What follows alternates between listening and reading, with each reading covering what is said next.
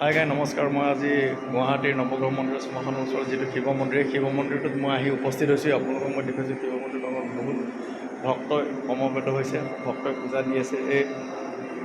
আপোনালোকক দেখুৱাবলৈ যত্ন কৰিছোঁ। শিৱ মন্দিৰ এইটো গুৱাহাটী নৱগ্ৰহ শ্মশান শিৱ মন্দিৰ, বিৰাট ডাঙৰ মন্দিৰ, বহুত মানুহ হয় ইয়াতে।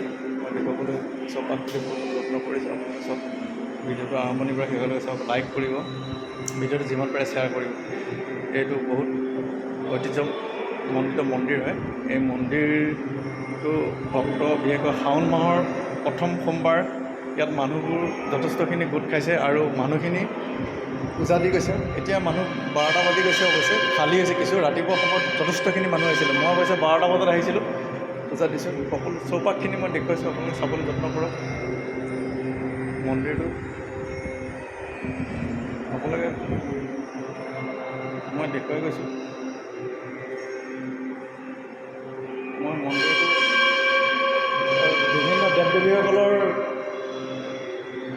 মূৰ্তি আছে। মূৰ্তিসকলক মানুহে আহি চাকি বাতি ধূপ পূজা দি যায়। মই আপোনাৰ মূৰ্তিসকল দেখুৱাবলৈ যত্ন কৰিছোঁ। মূৰ্তিসকল মই দেখুৱাবলৈ যত্ন কৰিছোঁ, মূৰ্তিসকলক দেখুৱাবলৈ যত্ন কৰিছোঁ। এইটো এটা মূৰ্তি, চব আপোনালোকে মূৰ্তিবোৰ আপোনালোকে চাই লওক। মূৰ্তিবোৰ আপোনালোকে চাই লওক। এইটো হনুমানজীৰ মূৰ্তি, এইটো হনুমানজীৰ মূৰ্তি। এই মূৰ্তিটোত মানুহে অলৰেডি চাকি বাতি জ্বলাই গৈছে। এতিয়া ঠিক দুপৰীয়া 1:05 হৈ গৈছে। এতিয়া আপোনালোকে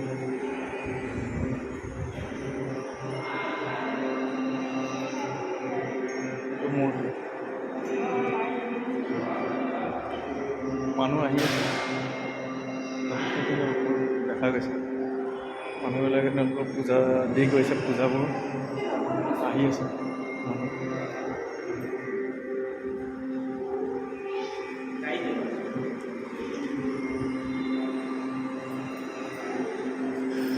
মন্দিৰত এতিয়াও যথেষ্টখিনি মানুহৰ সমাৱেশ দেখা গৈছে।